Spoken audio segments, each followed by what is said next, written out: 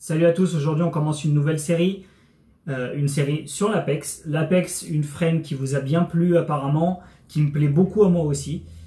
Donc ça me fait plaisir de commencer cette série avec vous. Le premier épisode va parler du montage, le deuxième arrivera très vite aussi, qui lui va parler des réglages sur tous les GUI, donc le GUI FETEC et le GUI KISS. Et le troisième épisode qui fera office de WA Feedback un petit peu, où on va parler donc des réglages PID et des sensations en vol. Donc on commence tout de suite avec le premier épisode, c'est parti pour le montage.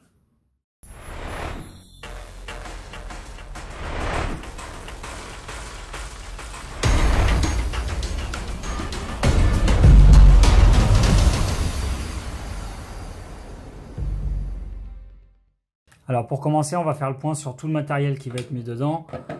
On va mettre ça de côté.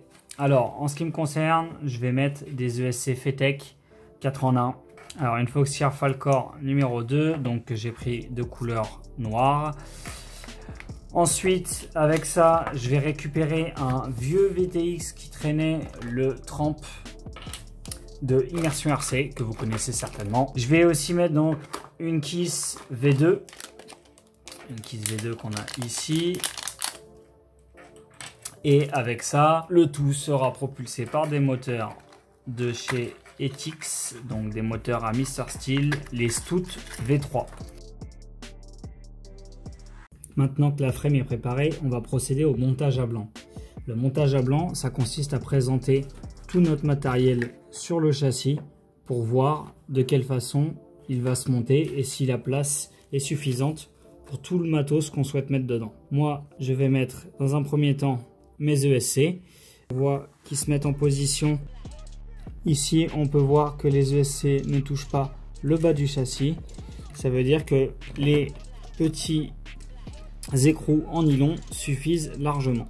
Donc ici, j'ai suffisamment d'espace pour pouvoir y mettre un écrou. Ensuite, la KISS par-dessus. Donc la KISS que je vais visser avec des vis en nylon également pour éviter tout contact avec le métal. Et quand on retourne, on voit toujours que l'espace sera amplement suffisant. Donc il n'y a rien qui touche. Maintenant il va falloir vérifier c'est la hauteur avec la top plate. Donc maintenant on peut voir que j'ai suffisamment d'espace au niveau des ESC, en dessous des ESC pour que l'air puisse passer. Là, la KISS n'est pas entièrement fixée, mais on voit très bien que le nylon ne va pas toucher mon flight controller. Et j'ai suffisamment d'espace pour ensuite venir y mettre mon strap qui tiendra ma lipo sur la top plate. Donc, je vais pouvoir garder ce montage-là. Maintenant, ce que je vais faire, c'est qu'on va repasser au niveau des ESC et on va commencer à préparer la carte pour recevoir les moteurs et le reste du matériel. Donc là maintenant je vais commencer à préparer mes ESC. Donc je vais faire dans un premier temps l'XT60. Une fois que vous avez fait votre soudure, vous pouvez prendre quelques secondes pour vérifier qu'il n'y a pas de continuité entre vos deux soudures, justement pour éviter les courts-jus. Ça évitera d'y revenir à la fin du montage. Donc je vais monter tous les moteurs dans un premier temps, histoire de les présenter et de venir souder à mes ESC chaque moteur. Après avoir positionné les moteurs, il va falloir alimenter le régulateur qui se trouve à l'arrière du quad. Donc pour ça, j'ai doublé l'alimentation et le ground, car on en a deux sur la prise, et je vais les brancher directement en direct lipo, donc à l'arrière de mes ESC. Alors, je vais d'abord joindre les deux fils et ensuite je vais souder donc ces 4 fils sur l'alimentation de la lipo. Alors maintenant qu'on a soudé tous les moteurs, on va s'occuper de la KISS et l'OSD Apex. Donc dans un premier temps, la KISS elle va être alimentée directement par une prise, donc j'ai pas besoin d'étamer l'alimentation. En revanche, je vais devoir étamer donc le one wire avec le ground et le 6 qui sont ici. Vous pouvez le voir avec le diagramme que je vous mets de ce côté. Et les pads qui me seront nécessaires pour alimenter le RX du Crossfire. Et même ce que je peux faire, c'est y souder directement les fils. On va étamer la deuxième partie et le pad le plus gros au centre. Alors l'OSD, quand on suit le diagramme, le seul pad que je ne vais pas avoir à utiliser, c'est celui-ci. Donc je vais tous les étamer, sauf le dernier. Ce qu'on peut faire, c'est commencer à souder le câble du VTX. Donc pour moi, c'est un trempe. Alors on va procéder dans l'ordre. Dans l'ordre, c'est le VTX Control. Le VTX Control correspond à la télémétrie. Donc la télémétrie, pour moi, sur ce câble, c'est le blanc. Ensuite, on a l'audio. L'audio qui correspond au orange sur mon câble. Ensuite, on a besoin de mettre donc la vidéo out. Donc vidéo out, c'est la transmission donc qui est celle du VTX, c'est le VTX qui envoie les informations. Le vidéo in sera la caméra. Impulsar-C recommande également d'alimenter les VTX HV sur le 7,5 volts, donc celui qui est juste à côté. Donc moi pour le coup c'est un VTX HV et je vais justement suivre leurs recommandations. À côté on se retrouve avec le ground et là on aura alors le 5 volts et la vidéo in. Alors le ground il va falloir le mettre avec le deuxième.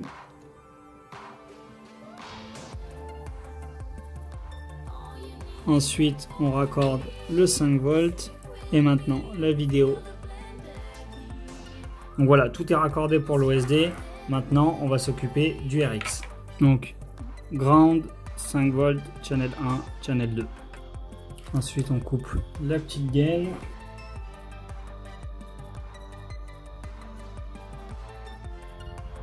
Donc maintenant, on a notre kiss avec les câbles pour aller sur les ESC. On a notre RX, donc channel 2 c'est le jaune, le channel 1 c'est le blanc, ensuite le 5 volts et le ground qui sont raccordés à la kiss. Maintenant on va pouvoir tout mettre en place. Donc dans un premier temps ce qu'on peut faire c'est raccorder donc le ground et le 6, donc le ground qui correspond au petit port télémétrie que vous avez là sur le côté, le plus à gauche, et le 1 juste à côté qui correspond au 6. Donc on va déjà raccorder ça. Après la soudure, on peut venir fixer la kiss donc à son emplacement, la flèche vers l'avant. Alors pour les câblages, donc quand on regarde sous la kiss, là vous le verrez pas mais faites-moi confiance, ici il y a écrit PDB. Nous, la prise doit aller se brancher sur celle d'à côté. Donc quand on prend le quad dans le bon sens, on est côté gauche, la plus avancée au-dessous, c'est l'endroit où va notre câble de l'Apex. Ensuite, donc l'autre, il va à l'OSD. Là, on a le RX qui est derrière, le Crossfire que je vais pouvoir fixer déjà dans un premier temps. Donc du double face que je vais mettre au-dessous. Voilà, on a de la place derrière la caméra, je vais tout ranger derrière la caméra et je vais même d'ailleurs faire en sorte de fixer mon VTX à cet endroit. Alors, ce qu'on peut faire à ce stade du montage, c'est vérifier qu'on n'ait pas de courjus, c'est important avant de tout fixer. Et là, je prends le plus et le moins et on voit bien qu'il n'y a pas de continuité car mon multimètre détecte une résistance. Donc, c'est bon. On va faire un deuxième essai au cas où. Pas de courjus, tout est bon. Donc à partir de maintenant, on va passer à la programmation. La programmation qui va se passer sur l'ordinateur et qui sera donc la partie 2 de cette série.